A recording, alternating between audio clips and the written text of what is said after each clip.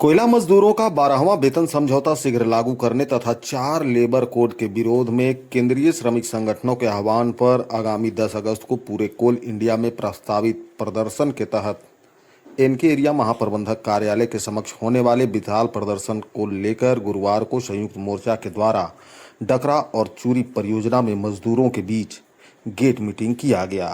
Gate meeting के माध्यम से वक्ताओं ने मजदूरों को 12वां वेतन समझौता जो अभी लंबित पड़ा हुआ है उससे होने वाले मजदूरों को नुकसान और 4 लेबर कोड की विसंगतियों के बारे में जानकारी देते हुए अपील की गई कि संयुक्त मोर्चा के द्वारा जो आह्वान किया गया है 10 अगस्त को एनके एरिया महाप्रबंधक कार्यालय में प्रदर्शन का, उसमें भारी से भारी संख्या में जुटकर अपना विरोध दर्ज करें। इस मौके पर प्रेम कुमार, शैलेश कुमार, बीएन पांडे, सुनील कुमार सिंह, गोल्डन प्रसाद यादव, रतिया गंजू, सुधीर सिंह, देवपाल मुंडा, धीरज कुमार, कुलदीप कुमार समेत काफी संख्या में मजदूर उपस्थित थे।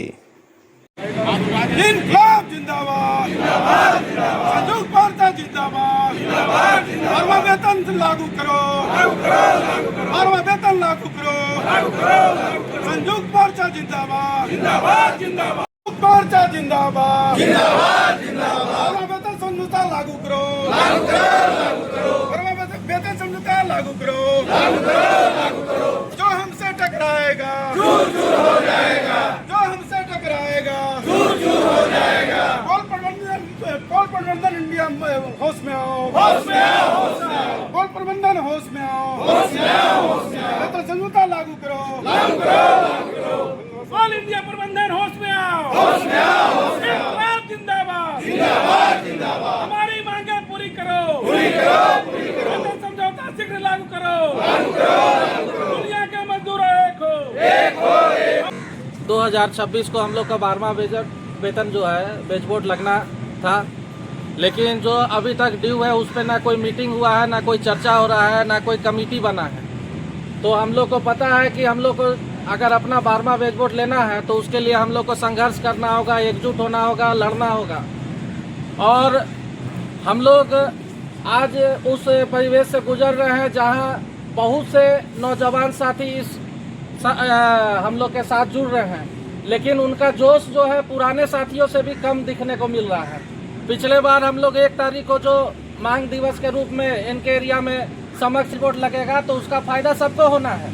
इसलिए हम लोग सब में अपने से होना चाहिए कि हम लोग को जिस दिवस के रूप में मांग दिवस हो, विरोध प्रदर्शन हो, हड़ताल हो, हम लोग अपने से उसमें आगे बढ़ चढ़ के हिस्सा ले और उसको मजबूत बनाए। जिसका नोटिफिकेशन भी आज तक नहीं दिया गया, नोटिफिकेशन नहीं देने के कारण, जेबीसीसीआई का गठन नहीं होने के कारण कोई मंच ही नहीं है जिसमें कि वेतन समझौता के संबंध में हम लोग कोई वार्ता, हम लोगों के बड़े नेता जो है कोई वार्ता कर सके।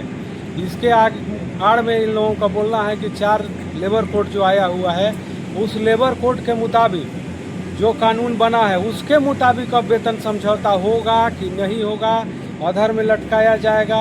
एपेक्स की बैठक हुई थी, उसमें हम लोगों के नेता लोग विरोध किए थे कि नहीं, अगर वेतन समझौता नहीं होगा तब तक लेबर कोड हम लोग लागू नहीं होने देंगे। प्रदर्शन का 10 तारीख को जो रखा गया है जीएम ऑफिस पर, उसमें भारी से भारी मात्रा में आप लोगों को आना है, प्रदर्शन करना है। चूरी का योगदान तो हमेशा से ही सर्वोपरि रहा है। सभी परियोजना से ज़्यादा मजदूर हमेशा हर आंदोलन में, हर हड़ताल। साथियों, जब तक बच्चा नहीं रोता है तब तक दूध नहीं मिलता है। इसी प्रकार आप लोग नहीं लड़िएगा, आगे पैसा जो 12वां समझौता वेतन जो होने वाला है वो नहीं हो रहा है।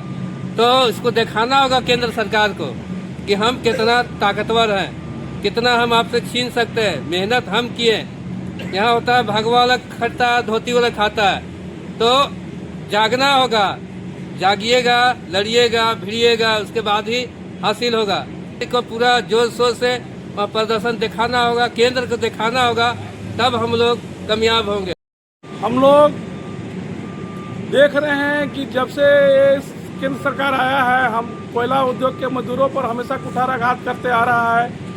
विगत जो 11वां वेतन समझौता था, करीब करीब 6 महीना पहले उसका नोटिफिकेशन लागू हो गया था, लेकिन वर्तमान में जो हम लोग का 1 जुलाई से जो वेतन समझौता ड्यू हो गया है, इसके लिए केंद्र सरकार कुंभकर्णी निंद्रा में सोया हुआ है और मजदूर हम लोग बार बार उसको जगाने का काम कर रहे हैं। और इसी के क्रम में हम लोग जो हम लोग का ड्यू डेट 1 जुलाई था, उस तारीख को हम लोग महाप्रबंधक कार्यालय के समक्ष एक विराट मांग दिवस के रूप में भी मनाए थे, लेकिन ये सरकार के कान पे जू नहीं रेंग रहा है।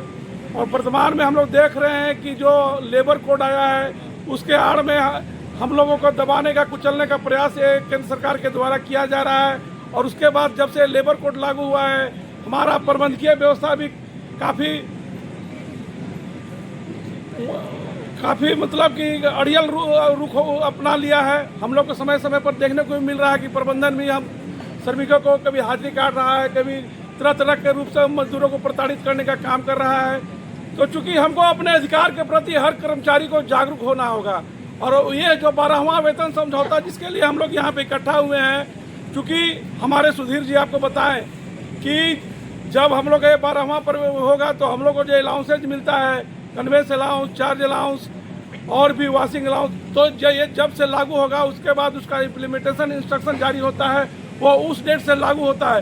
तो चूंकि हम लोग को मान लीजिए ये हम लोग का बात, तो उतना दिन का हम लोग को नुकसान होता है। उसी तरह बहुत सारी चीज़ों का हम लोग नुकसान होता है।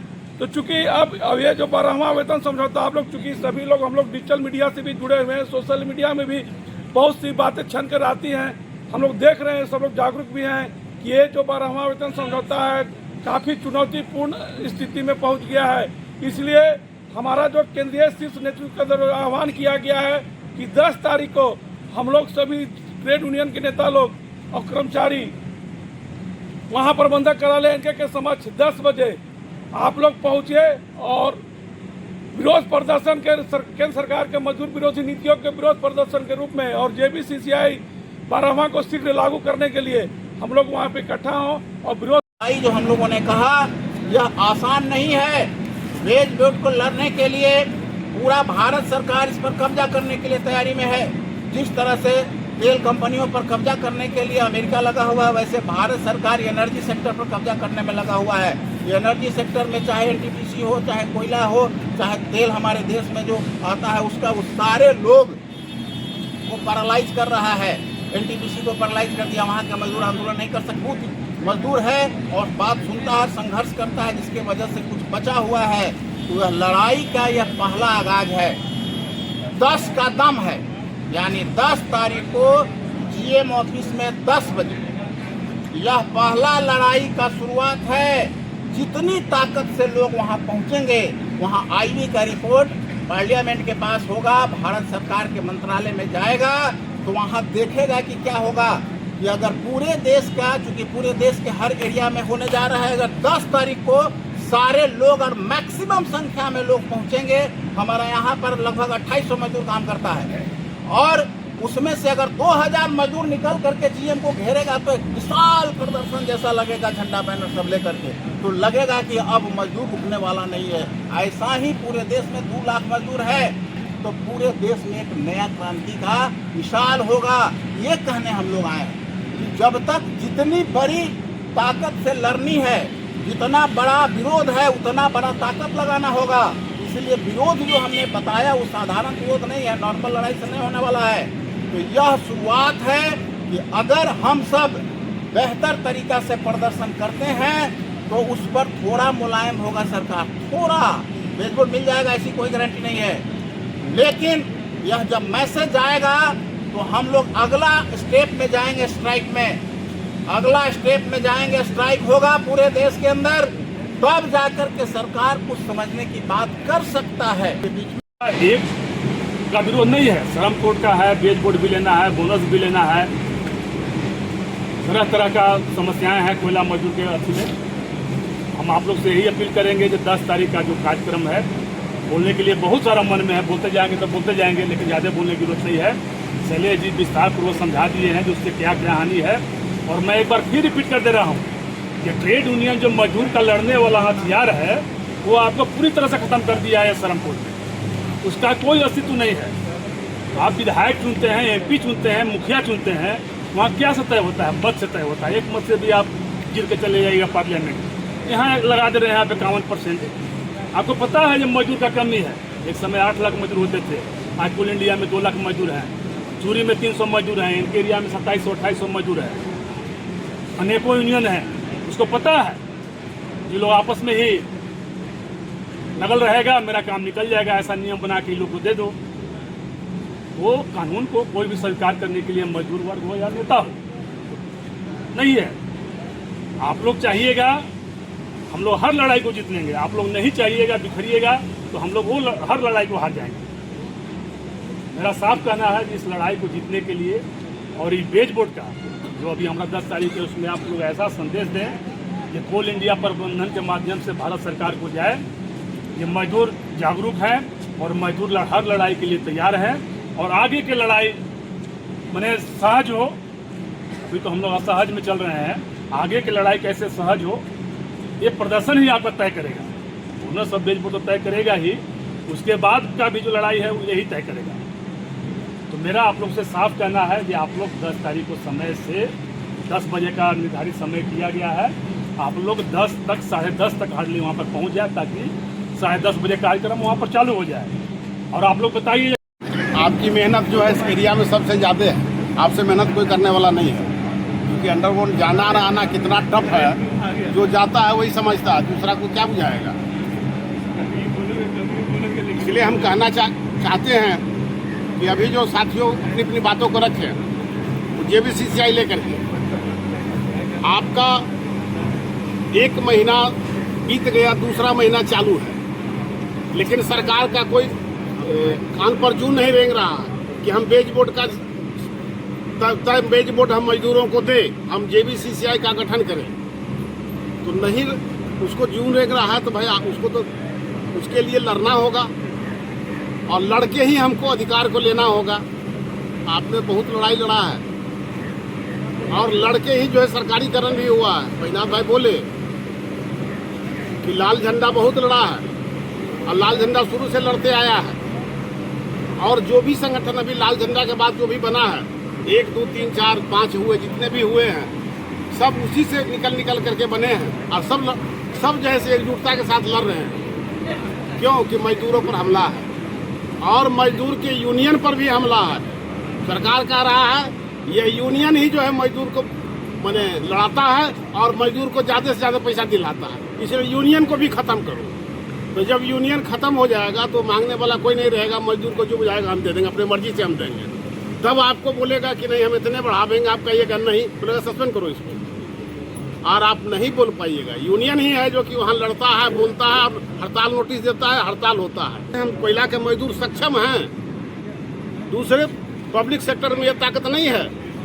10 दिन 20 दिन महीना दिन हड़ताल होता है लेकिन कुछ नहीं सरकार का प्रभाव पड़ता है। लेकिन हमारा अगर बोले ना साथी कि अनिश्चितकालीन, यहाँ 1 हफ्ता का अगर हड़ताल हो गया ना, खाली घोषणा हो जाए अनिश्चित का, 1 हफ्ता हड़ताल होगा, सरकार घुटना में आ जाएगा, बैठ जाएगा, बोलेगा हम देने को तैयार है।